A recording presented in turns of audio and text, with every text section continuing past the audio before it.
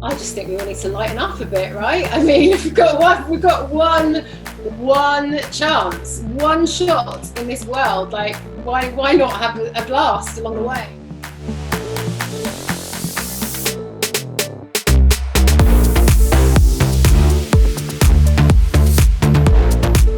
Welcome to another episode of Bigger Than the Hustle, and today I'm excited. I have a mindset coach on with me. Her name is Janey Holiday, who helps people take command of their health and their small business and lives her life in a fun and uplifting and exciting way.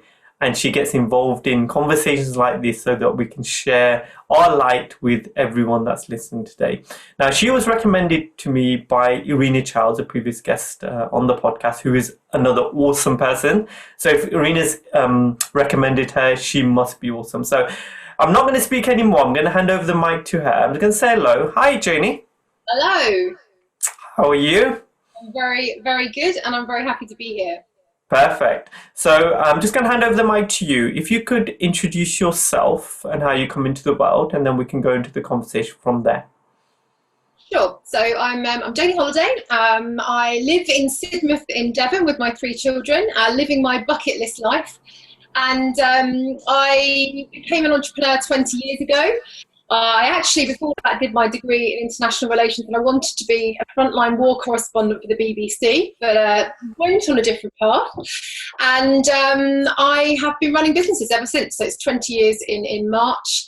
And I started out as a Bootcamp business owner, having previously been an exercise hater. So anything is possible.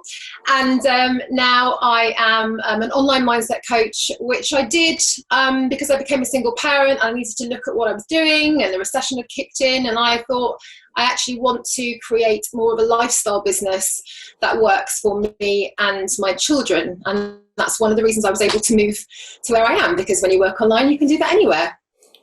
Perfect. Now, it's interesting that you made that decision when online, like you said, that was a while ago, and online wasn't as big as it is obviously today. Well, now it's almost impossible to do anything without being online. So what was the initial thoughts in going online? I know you mentioned about your lifestyle, about the importance of being able to work from wherever you are. So with that flexibility, what has it given your life, and how has it improved you as a person and as a business person, being able to have that flexibility in your life? So I probably need to go back a little bit. So it's at 10 years since I took my expertise online. I was running a bootcamp business in London, and that had been affected at the back end of the recession. And I was running a business with big costs and big overheads and people management. And I just was going through a very, very difficult divorce. So I'd just become a single parent to twins, and they were about 2. And my world came crashing down. I had no family in the UK. I had bills to pay. I was about to lose everything. And in the middle of the night, I woke up physically sick from stress. And I thought there has to be another way. And it was that point that I realised, mindset was really important, because I knew that I had to think differently to get myself out of that mess. And also I realised that I needed to actually, in some ways, go on a different path, because my world had really changed in front of my eyes. So I did a course that taught me how to become an online coach and how to package up my expertise, because I had lots of it. And I launched my first program. So it was 2011 that I launched my first online program.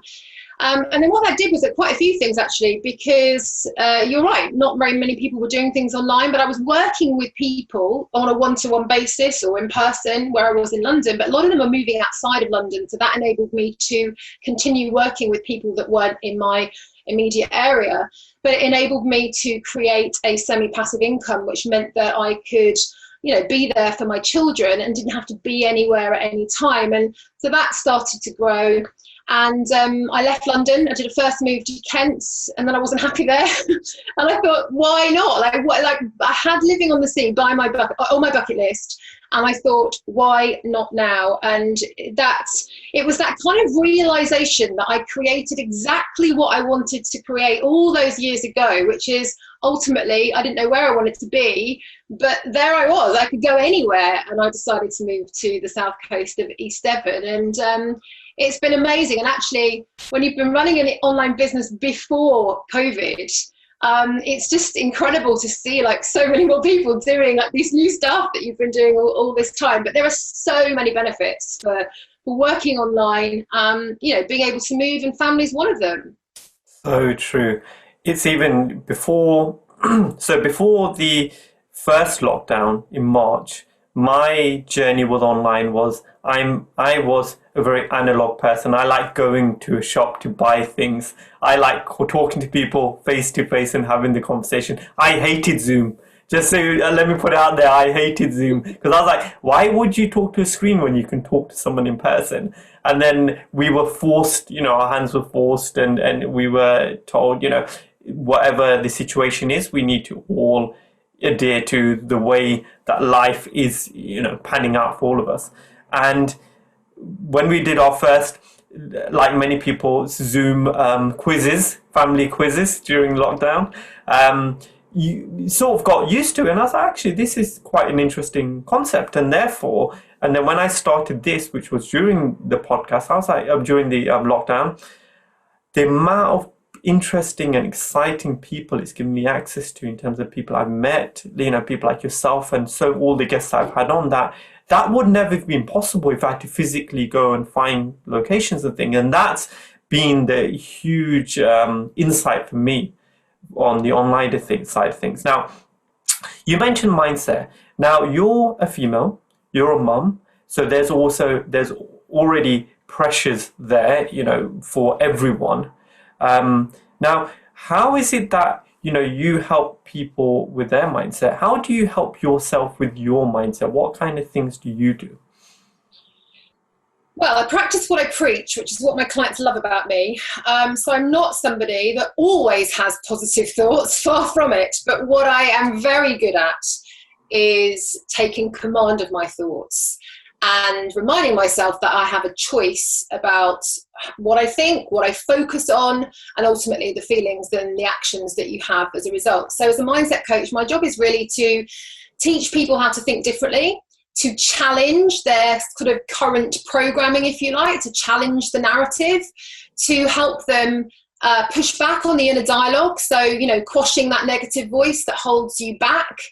And very much teaching people how to reframe. So a lot of stress management techniques, by getting people to look at the same set of circumstances from a different lens, from a different angle.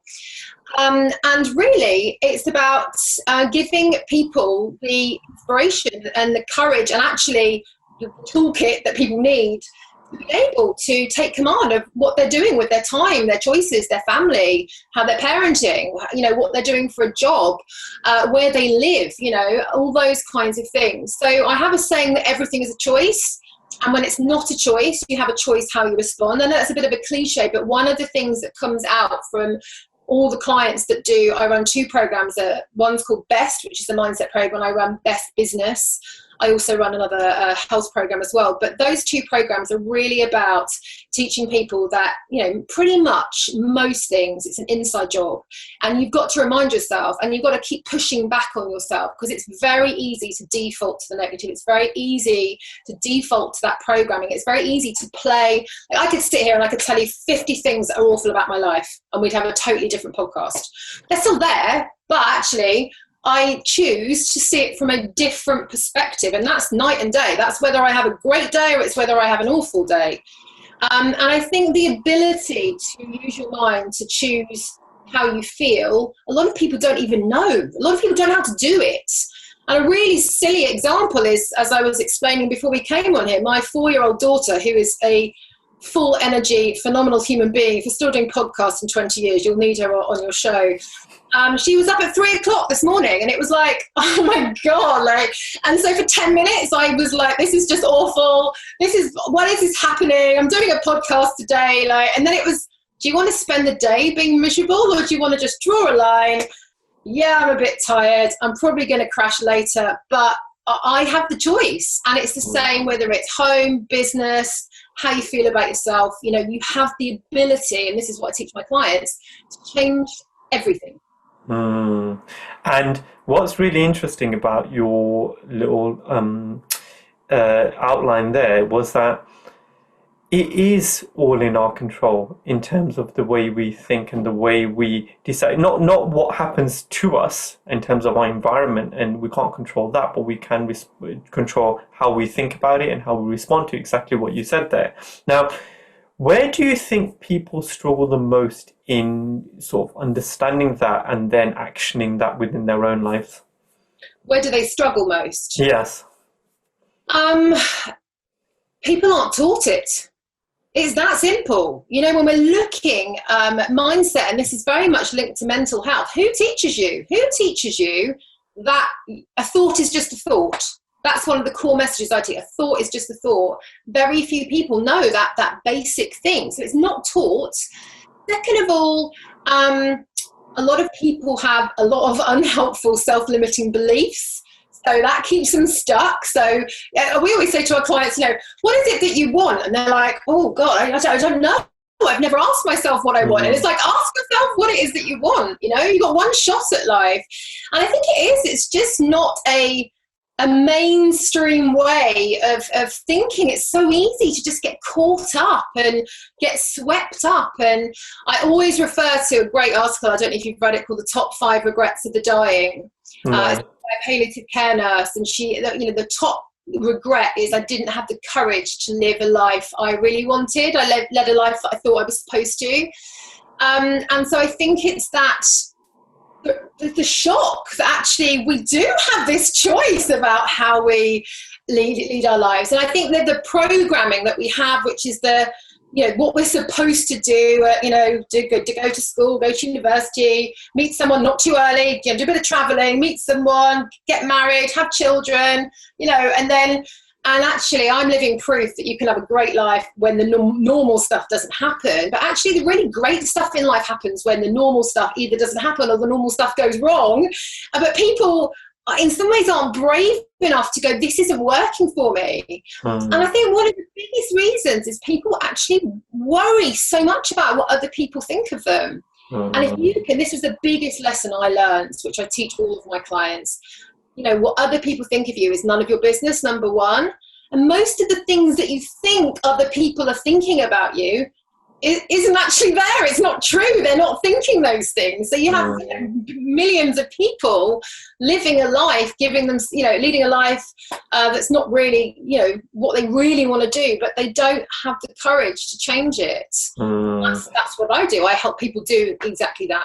It's so true, and like I said, until it's highlighted or until it's put into a way which you understand, it is difficult. Or the other situation is, which is the situation I find myself in, was when you reach a crisis point, when you reach a point where all the net effect of all the decisions you've made in your life have led you to a point where you are broken, you are rock bottom.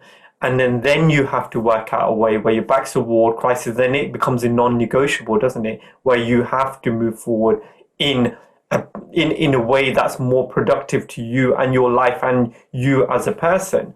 And sometimes I find that, I don't know if you can give me some insight into this, but I find when you reach a crisis point, you're more willing to change and more willing to listen and more willing to adapt yourself to anything that's out there, as opposed to when you're comfortable and you're saying, oh, I'd like to change, I'd like to try, because it seems like the comfort pulls you back into the center again, into that cushion. Whereas when you are at a point where your back's to the wall and there's a crisis in your mind or your life, then it's okay, that's not working, I really have to change this, and you stick to that. What would you say? What would be your insight? I agree 100%. I mean, I call it the low point. Yeah, like sometimes, in fact, nearly all of the time, the low point is actually the great point, because everything is upwards from there. And actually, the low points that a lot of people spend their life fearing are actually where the magic happens. And yeah, I mean, I'm known as the plot twist queen, like I said. So I've had there've been lots of kind of real low points where I've had to dig deep. But what you described there is that it's the immediacy. Human beings are very good at action with immediacy. It's like, you know, you won't like stop eating rubbish and smoking until you've had the heart attack. Once you've had the heart attack, it's like, right, I've now got to do something about it. And it is, like I said earlier, that rock bottom place when I found myself with no money, with a business falling apart, with big business costs, 2 children, that was the point where I was like, I've got to do something different. And as soon as you can just acknowledge this is the low point, it does. It's like that quote from Sheryl Sandberg, when option A isn't available anymore, it's like thrash the hell out of option B. But people often have that plan B, like in the background. But it's not until like they really have to go for option B that they then show up, right? So low points should not be feared. And I have a saying as well that what's the worst thing that can happen? If you actually list what is the worst thing that can happen, like usually you're okay with that. You'll get through it somehow. We're not in a country where if you can't pay your mortgage they shoot you in a firing squad. It doesn't. I think we're all more capable and resilient as human beings than we give ourselves credit to. And it's in those low points that you actually start to see yourself in a different way. Rather than living in fear of the worst thing happening, you've actually lived through the worst thing happening. It's confidence building. And it's where a lot of people start soul searching and where they start doing things differently. You're absolutely right. And I find the fear, you talk about fear and fear controlling a lot of our thoughts and our actions. What I found a useful, quite kind trick for me is that when you speak the fear out loud, so when you speak it out loud, whatever you're thinking, because the energy you've created that fear with is the same energy you're trying to solve it if you don't speak it out or you don't try and shift it in some way. So you may have a thought that, okay, actually, if I leave my job, I'm going to not get any other income because my passion project is not going to earn me any money. Therefore, if I don't earn any money, I'm going to be chucked out of my house and I'm going to be homeless, and then eventually I'm going to die. That can be a real, like a real train of fear thought. And as soon as you actually speak out loud, you're like, how does that even make any sense? And then actually speaking against yourself as if you're a third person, and then you realize actually the energy that the fear is created by you in your thoughts. It's the same energy. If you don't speak out loud, it's the same energy you're trying to use to solve the fear issue or the problem that was initially created. And I think, was it Einstein that says you can't solve a problem with the same energy that created it? And I found that has helped me a lot. I know sometimes you can do it on your own, and sometimes it might be better to do it on your own because you might be seen as being a bit crazy if you're walking around talking out loud. But it is a useful way, and that's where communication with, especially people like you, people that can help shift that mindset and move it forward. So it is phenomenal the work that you're doing and moving people forward, and especially at times like this where there is a lot of fear, there's a lot of uncertainty and a lot of unknown, but there's also a lot of good stuff that's happening. And what I mean by that is I started this podcast during that time, to raise the conversation, try not to uplift people. Secondly is that people are now making decisions which are good for them, not because they feel they have to, because they feel like they want to, because now they have a choice. So, to try and shift the conversation that the media and the standard, the mainstream push, which is a lot of fear, a lot of anxiety conversations. Let's shift that. Let's move it forward with ways, because everything is possible if we believe so. And secondly is if we decide it's for us. But it starts with a decision, doesn't it? It starts with a choice. You just have to choose. Once you've made a choice, then it's what can I do, what can I hear to move it forward, right? So if people are listening to this and they do think, okay, maybe I'm not happy with my circumstances, I'm not happy with my life, what kind of things would you suggest to them to try and move things forward? Okay, so a couple of things come straight to mind is, and you kind of talked on this a little bit about the fear side of things. So, you talking out loud with your fears, like I call it playing the Disney version and the horror version. So when you're in that moment, like when you start getting afraid or you get stuck, it's because you're playing the horror version of what it could happen. And what you've got to do is you've got to switch to the opposite. So when I moved to Sidmouth, I moved here with my 3 children by myself. I did not know one person. I didn't know anyone. I'd never even been here before. I drove around one day, thought I can live here, let's do it. And everyone was like, oh my God, are you not terrified? Oh my God, that's so brave. And it was like, well, like, why don't I just go and see, well, what's the worst thing that can happen? But I teach this on my best program. It's called the T-junction analogy. So whenever you're thinking of, like, maybe you want to make a different decision, or you're faced with something, and that's maybe difficult for you to work out what to do. Imagine you're at a T-junction. So turning left is like where it's going to feel really easy. Like, it's the automatic default. Oh, do you know what? It's just easier for me to stay here. But you have to keep going down the road, and you keep having to take, to roll the film forward to see where that's going to take you. If you turn right, it's going to feel maybe a bit big, maybe a bit scarier, but ultimately your life's going to get a lot easier because you're doing something you want to do. And it's that moment where you've got to go, okay, do I go left, the easy one, but actually long term, if I roll it forward, where does that take me to? You know what, maybe I should go right, and let's just see what happens. And in my experience, I've never met anyone that's done that and has then regretted it. And I have a saying that there's no such thing as a bad decision. Some of the worst decisions I've made in my life have actually led me to really amazing things, which is why we mustn't fear and put ourselves under this pressure to make, like, the perfect decision and find the right time to do things. So if you roll that forward, then that really does help.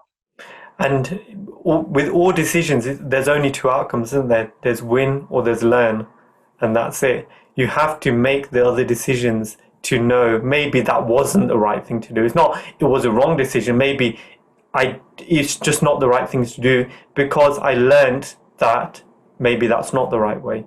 And what I find is that if you get hung up so much on, that procrastination, right? In terms of, oh, I don't know what to decide. Should I do this? Should I do this? Should I do this? Should I do this? And then, analysis paralysis, you overthink everything. And then you end up doing nothing because you're just stuck in the same position. And I've been there many a time when you think, just pick one. Really, it's not that important a lot of the time. And then you can decide, actually, maybe that's not right. Let me just pick another one. And I think there's so much pressure on instant gratification these days in terms of getting it right and getting it straight away so you don't waste time. But you can't waste time. You can just use time ineffectively or effectively. And maybe some use of ineffective time, you learn something else out of it. So there's no real ever ineffective use of time. And we have so much time. No matter what anyone tells you, there's so much time on this universe and this planet. And let's make the most of it. We're good at using it. That's the problem. Yeah. It's true. Now, moving forward, Janey, what's the plan for you over the next few years? What's the ideas of how you're looking to grow as a person, and whether that be in business or personally? Well, what is it that I want? What's my plan? Well, I think about this all the time, and my challenge, if you like, which I see as a challenge, not as something stressful, is I do have 3 children by myself, and that is in some ways a temporary roadblock to me doing all the things I'd love to do in my work, because I have my daughter by myself, so her dad wants nothing to do with her. So when you have a child by yourself, you have them every weekend, and it's full on with 3 kids anyway, right? So I have to use my mindset to pace myself on all of the things that I want to do with my business. And I want to live on this planet till I'm 90. I swim in the sea. I see these 90-year-old ladies swimming in the sea without a wetsuit in the middle of winter, and I'm like, I want to be like them. That's my big ultimate life goal.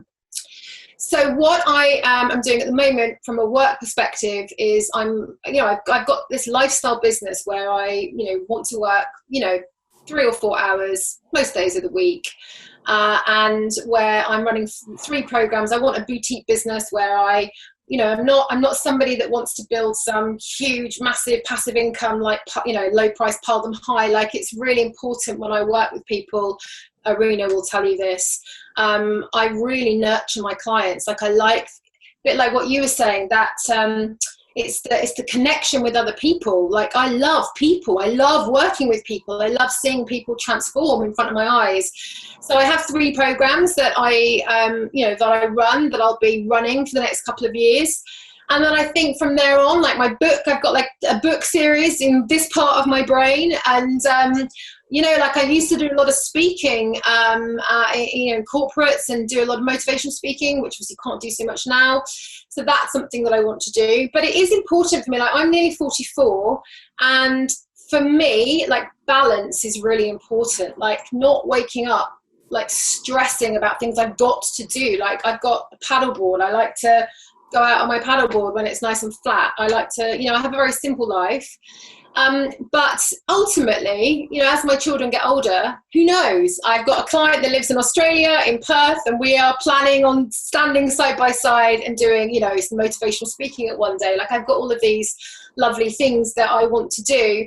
But it's a time barrier in terms of I'm only prepared to put a certain amount of time into my business, because I've got 3 little human beings that need me. So and that's phenomenal, where you see the importance of raising the next generation, because I see that as one of the most important roles anyone can have. I have 2 children as well, and trying to influence them in a way where you're not telling them what to do, but you're showing them by your actions and the way you live your life what's important. They both have their own energy. So my daughter's very creative, whereas my son is very practical. He likes, handheld things. She's very creative in terms of dancing and singing, things like this. And I want to just nurture the best human beings. And that looks like, to me, is someone who's happy and trying to make a difference in their life, the people around them, and the world. So whatever that means to them, I am by them 100%. There is no, you have to do this. If you don't want to go to school or finish education, you don't have to. Just go and do something that makes you feel the best you can. Now, I am here to push you, yes, as in try and strive to be the best, but not to make you do certain things, or because I just see the importance of life, and especially young life. There's so much pressures on that generation already. I don't envy it at all. You're same age as me, so I'm 44 as well. And we grew up in an analog time, right? We grew up organically. We were allowed to grow up slowly. We knew the people around us. We knew 4 channels at some point. We knew our school friends and our neighbors and the people around us. And that was our whole influence, wasn't it? Our family, etc. And we were allowed to fall down, or we were allowed to stand up again, brush ourselves off and move forward and grow slowly and nurture ourselves. Now they seem to be growing up on super steroids, in terms of what my son can do. He's on Photoshop doing his homework. And I'm like, Photoshop, that took me 20 years to even start looking at. And he's 10 years old and he's already using it, And that's, and that's where I find there's so much more pressure and so much more difficulty, but there's so much more opportunity and options. And like you said, it's the way you see it, isn't it? It's the way you have that viewpoint. And especially during this time of COVID, we try and keep things as normal as possible in our house, in terms of, what's going on out there.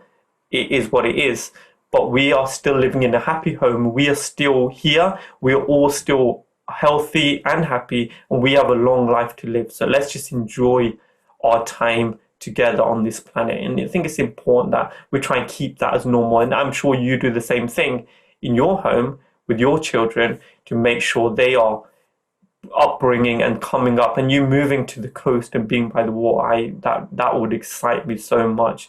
I love water. Not so much getting in it, but I just love being around it somehow. It just gives me some kind of balance and viewpoint. Now, moving forward again, what do you think inspires you most today? Well, the definition of inspire, which I'm sure you know, is to breathe. Do you not know?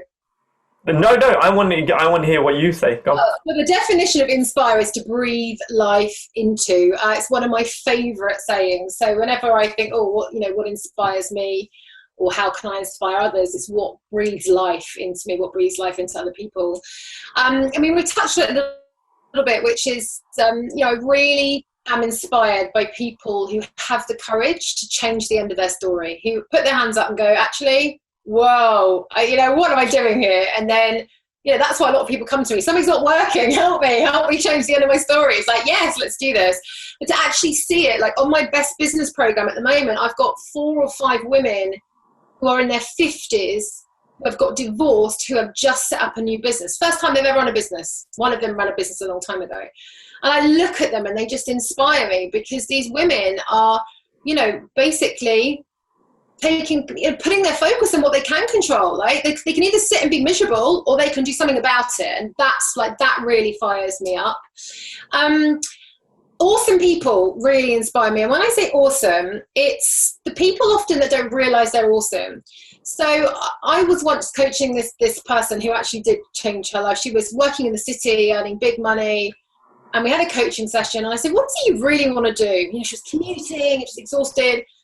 She's like, I'd really like to be a librarian, but I can't just be a librarian. And I went, you can't just be a librarian? Can you imagine a world without librarians? But because she'd grown up in this family where, they were just librarians because they wanted the best for their daughter, it's when people then do, like that. Like librarians, probably some of them think that they're just a librarian, but children, like taking your kids to the library, that's like such an important contribution to the world that these librarians are making. And even I always tell this story. About 8 years ago, I was speeding. I wasn't speeding very fast, but you know what I mean. It was like 54 and a 50 or something. I had to go on a speed awareness course. I was dreading it. Oh my God, this man at the front of this room was more passionate about speeding and highway safety than I am about mindset and women's businesses. And he was just standing there and he was just full of enthusiasm. And I was just like, you're just an awesome, it was just so good because there's somebody that's just, doing something that they love, really love. And it didn't matter. I think everyone in the room left going, wow, this is really interesting because he had this passion. So that really, really inspires me. And kindness is one of my top values. And actually one of the things that's come out of lockdown, I think, is just seeing that kindness everywhere. Where I live in a stigmatized little community. It's just been beautiful, beautiful to see how kind people being. So those are kind of the I guess the main things. But every time I meet someone like that, there's something about everyone that I can normally find something in everyone that inspires me in some shape or form once I start digging a bit or having those good conversations. It's so true, and especially like you said, the last bit said human connection. It's and human kindness. It's during this time pandemic we saw our neighbours. I don't think we've seen them for years, but everyone came out and we talked, and it was that connection which is seemed to have gone missing at some points, where you don't even know your neighbours anymore. Or I feel sorry for my kids who can't play out on the street like we did when we were younger. We knew all the street kids, and we'd be all out all summer every day because it was hot. And the best decision we had to make was whether we play inside or we play outside, and that was, that was life. And it's not like that anymore. And I'm a bit upset with that, but that's just the way it is. I suppose we just have to deal with it the way it is. Now, you help a lot of people in terms of giving your love, in terms of helping people, supporting people, your kids and yourself. But what does self-love mean to you? Well, it's really interesting. I did a Q&A for one of my groups this week, and someone said, I've got this belief that it's just awful to put yourself first. And, people will think you're selfish if you put yourself first. And I pushed back and I said, oh my God, I'm the queen of saying no to all sorts of things and all sorts of people, because if my energy goes, if my mindset dips, if I'm not the best version of me, the people that are affected are my children, my parents, my health. We forget that. I talked about this on my 3P health program this week as well, that often health actions don't look like health actions. So the typical health actions are, let me eat some healthy food or let me do some movement. But actually that self-love, that self-care, health, I think, comes from being kind to yourself, having self-compassion. I am so kind to myself. I'm so self-compassionate. I used to hate myself. So I've come on this whole journey.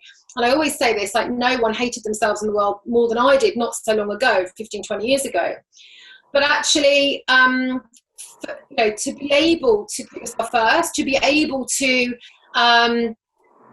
give yourself permission to be imperfect, to stop. Like I have this saying at the end of the day, Janey, you are enough and you've done enough. And I say it and I high five myself out in the mirror. I did an Instagram post on that yesterday and people are like, oh, I've just tried that.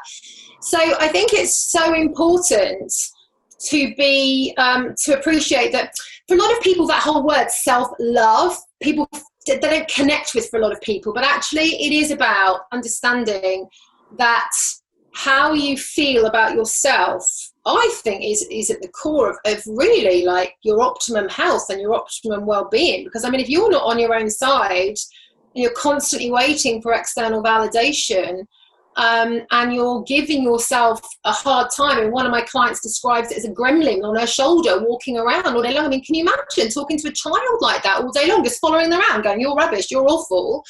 So I think for me, it's about people have got to start putting themselves first and not seeing it as being selfish, but to see it actually as a really important thing. It's that classic when you're on an aeroplane, right? If you need to put an oxygen mask on, you put it on yourself before you put it on anyone else or your children.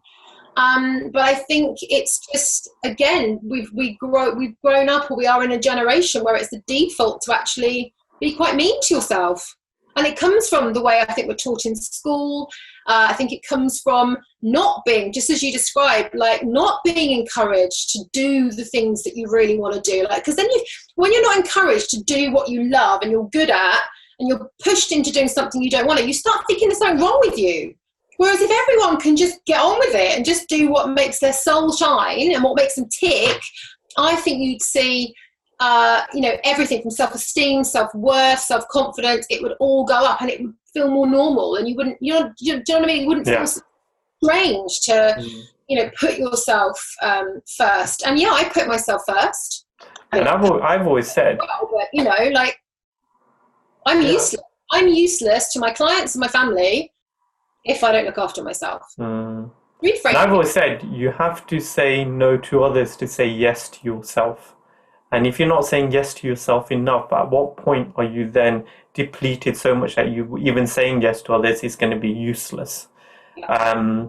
And also, it's a muscle you need to train in your own brain, isn't it? It's where you say, if I am happy, the people around me are happy, and therefore I'm creating ripple effect. Whereas if I'm depleted, I'm worn out, how can anyone else? Because irrespective of what the words that come out of our mouths, it's the energy we give off, and that's what other people feel, right? We can sit in front of each other, and if we're in a bad way, I would sense that without you saying that, because it's that energy that we share.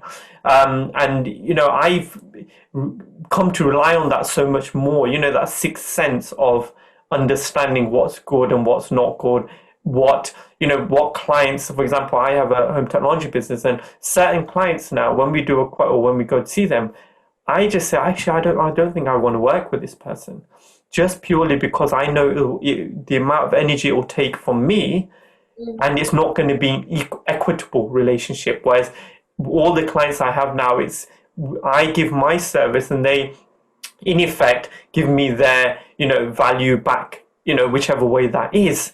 And I like that because it's equality, and that's how it has to be. It's not just because I'm working with you, I'm working for you. It doesn't mean I am below you or I'm above you. It just means that I am giving you service and you're giving me your service in exchange. And I think it's so important that we see ourselves like that. It's only coming through real dark moments that my opinion of myself has become higher than anyone's opinion of me. So therefore, whenever I choose to do anything, I choose it because I choose it, not because anyone's out. I've lived in that world where I had my dad and I tried to please him for so much of my life, and it didn't. And it got to a point where it's like, and how is that helping me? And I put so many of my own choices on the back burner, and now it's a case of no, I'm not willing to do that anymore. And I'm so glad that I've reached that viewpoint now. So, it's just as you mentioned about growing up earlier, who was the most influential person in your life? Well, my parents, but they're very different. So I've got different things from them. I mean, my parents, like, not entrepreneurs at all. Like, I didn't grow up in an entrepreneurial family. I don't have no entrepreneurial background. My mum and dad didn't have very much money when I was a child. I had a very, we weren't allowed Kellogg's cereal. We had to get the brands, shop brands. Weren't allowed Ribena. My mum's a midwife. My dad had all sorts of jobs when I was a child, and my mum's every single penny of my mum's salary went on the mortgage. So whatever my dad earned was what we lived on, and it was really tough at times. But I saw my dad go from painting boats in a boatyard at 7 to being like top director of a big American company, over sort of 20 years, and he just needed to find that role, that company, that environment where he thrived, and he never found that. So he was, sometimes people give themselves hard times about, oh, you're flitting from job to job, and it's like it's a bad thing. I was really lucky. I found what I wanted to do from a very early age, when I changed my career at 24, and went on a different path. But I saw my dad kind of do lots of different things and then just skyrocket, and I really saw my parents. It's not quite rags to riches, but it's very similar. I watched my parents work really hard together as a team. My dad did more than 50% at home. He was, he showed up in our home. I'm at a loss at how some of my clients, and they're married, particularly in lockdown, how many men just have not, many have, but how many just don't contribute. It's like it's your job, it's your thing, and we're living together. I always saw my dad and my mum contribute, teamwork, divvy stuff out, and I saw my mum work very hard. Like, my mum went back to university when I was 12 so that she could become a university lecturer. Like, they had a goal. They always had it. My mum always said the key to a successful marriage is plotting and scheming, like always just having something to look forward to. And when they were really broke, they used to buy the Sunday Times and God, one day I'd like to live in a barn conversion, or one day I'd love to have a flat by the river in London. And they went on and they did it all. And it's just, they kept focusing on what they wanted, and they worked together, and we had a very, very simple childhood. And I think as a result of growing up in a family where there wasn't a lot of money, one of my core beliefs, which can sometimes be a bit of a double-edged sword as an entrepreneur, is that you don't need money to have a good life. And you don't need money to have a good life, but also it's nice to have money to enhance your life. But when I've got this core belief in me that you don't need money, don't need any money to have a good life, because that's kind of what was drummed into me, I've had to use my mindset to just shift certain things. But I had a beautiful childhood, and those, seeing my parents work, that's where I got my work ethic from. My dad is somebody, just the kindest, most generous, loving person. I mean, everyone I know calls him Mary Poppins. He really is like this, very kind man, no enemies. My mum's quite a ball breaker. You don't mess with Mary Holiday, but she's taught me to be a fighter, and I think those seeing two people as well with such different skill sets and attributes but come together. I mean, they've been married 47 years. I've got these parts from both of them that have showed up in my home and also in my business. So, like I said, my parents they showed up no matter what. They still do. My mum and dad are helping me right now. I've got they're still looking after me at 44 years old. But it's that combination of, authenticity and kindness from my dad, the ball breaking strength from my mum. I don't know how I would have coped being a single mum of 3 without having that inner strength, really, from her. Yeah. And to show up, a lot of adults don't show up, they just, and so those are kind of my 2 big ones. And when I first started my first business, an ex-boyfriend said to me, "You'll never make it in the fitness industry." I was like, "We'll see." And I went, sometimes you can use a negative person and a negative influence to drive you. Yeah. Perfect. And it's so funny, you with your parents' stories, it's similar to mine, but mine's the opposite way around. So my dad was the business owner. My mum was a homemaker as such. She was always at home. My dad was sort of that way. And they both instilled so many different traits into us. So I'm glad I've got a bit of a balance in both. And somehow I don't even know how they were married at some points because they're bipolar opposites, but I'm glad they were, because then we turned up in the world and we're okay. So, okay. Now, Janey, just at this juncture, I'd just like to thank you. Thank you for sharing a lot of your energy and a lot of your light and a lot of your words. I'm sure that people that have listened have got so much so far. Just a couple more questions I'd like to ask as we head over to the end of the podcast, just so that people get a little bit of a deeper insight into you. Now, we've reached, I know you mentioned 90 years old as being your goal, but I would say let's look more at 120, 130, because I think that's going to be realistic now. Okay, so we're heading over to the next 80 years of your life, and you've reached the last moments of your life where you don't have enough energy to speak, but you have enough energy to write 3 words. Now, these 3 words have helped you in your life, they've resonated with you, and by sharing them, you hope they'll help the people that are listening. What would those 3 words be and why? Resilience, authenticity, and fun. Because I think with resilience, like if you've got resilience, you can get through anything. We're human beings, we're designed to survive.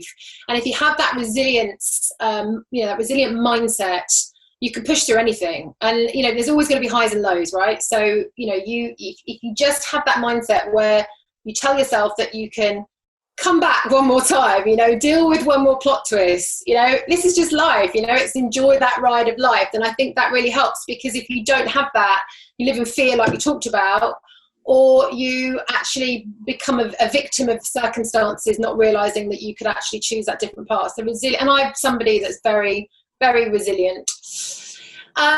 Authenticity, because as we talked about, like having the courage to create your authentic life where you thrive based on your values, hanging out with people that make your soul shine, where you smile from the heart. Like, with so many people are like, and they allow themselves to do this, that they lead this life that they're not being their authentic self, and that's why there's depression, and that's why there's stress, and that's why people are pushing themselves in completely the wrong direction. So if you can be authentic and check in with your values and what you want, the world's your oyster. And I chose fun because I just think we all need to lighten up a bit, right? We've got one chance, one shot in this world. Like, why not have a blast along the way? And I think a bit like you talked about, for me, being a single mum, and even the way I run my business, fun is one of my top values. But it just makes everything more enjoyable. Things are more enjoyable. Like, you're more self-motivated to do them. Why would you have a stressed, miserable home when you could have a fun, happy one? That's slightly challenging if you are, not having such fun. And also, I think people are afraid to have fun. We can lighten up. Yes, lighten up. So, yeah, fun. Fully agree with all of them. And like I said, life is not that serious. Let's just have some fun, right, while we're here. So as we the last question I have for you is, this podcast is called Bigger Than the Hustle, and right now you're bigger than the world. So I've got a microphone which I've connected to 7.58 billion people on this planet. It's connected, everyone's listening, everyone can hear you, everyone's awake, and there's no language barrier. If you can share a message for the next 30 seconds, what would your message be to the world? Do what makes your soul shine. Don't worry about what others think, and imagine a world where everyone in the world just did what made them tick. Like, it would just be pure magic. There is only ever going to be one of you on the planet. There's never going to be another you on the planet. So be you, and embrace your uniqueness, and really embrace your unique contribution to the world. And find the joy in every day, because that would be my message. Perfect. Thank you so much, Janey. Thank you for sharing your light. I could feel the light coming through my screen as I was talking to you, so it's brilliant. Thank you so much. Now, just before we go, is there anything you'd like to say before we head out? Generally, about what we've talked about? Anything? Well, okay, let me embrace this moment while I've got the opportunity. Yes. So as I talked about, everything is a choice. You really do have a choice, and you need to, in life, I believe, put your focus on what you can control, and let go of anything that you can't control. And the core of what I teach is really about that, to challenge how you think, to see yourself in a different way, to reframe. Remember that mindset is everything. It's the difference between night and day. It really, really is.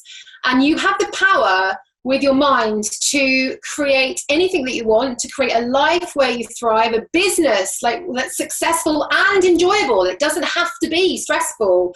And if I can help you with those things, then I've got some programs that I run. So I mentioned BEST, which is my mindset program for women. Best Business, which is the business version, because I think a lot of people who run their own businesses don't realize how much mindset is at the core of that. And, I had someone this week sign up that said, I would never have thought to sign up for a business mindset course. And mindset is everything. It really, really is. And even if you're, wanting to improve your health and well-being, mindset is at the core of all of that as well. And we've got to remember that how you think about yourself is part of your health. It's not just about what you're eating and what you're doing. And I have this saying, I work with an amazing woman called Jill Harvey-Bush, who I would recommend her to come on here if you'd like a recommendation. She had cancer 10 years ago. She's a psychologist. We worked together on some of my programs. She had cancer, and she's written a brilliant book called Beliefs Being, how she used her mindset to go through cancer in a different way. And she has this thing, I needed to make my cells sparkle. So as well as having your thoughts bright in your head, make sure that you're getting your body, all of your cells to sparkle. And that doesn't just come from the nutrition, that comes from doing the things we've talked about, following your heart, doing what's important to you, and never ever forget that you can always change the end of your story, and the rest of your life can absolutely be the best of your life. Well said. And I think that could be the start of the podcast. I'm going to cut that and put that at the start, because that was brilliant. Thank you so, so much, Janey. Now, what I'm going to be doing as well, I'm going to put your details up in the show notes. So everything that we've talked about, your programs, you as a person, I'll put that all in. So if anyone is listening, they do want to get in touch with you, they can do, by all means. And I do recommend you do, because Janey, like I said, she's been doing this a while, so she's got a little bit of experience, and she can share her wisdom and her knowledge and trying to help your life in that way. So thank you again, Janey. Thank you for your time, giving up your time. I know it's a busy time for you. And hopefully we can do this again another time. And I'll be thanking Irina as well for recommending you to come on. So thank you again. Now, this just a few thoughts to leave you with before we end. Big energy leads to big thoughts lead to big ideas lead to big actions, and big actions lead to a big life. So keep thinking big. Until next week, goodbye.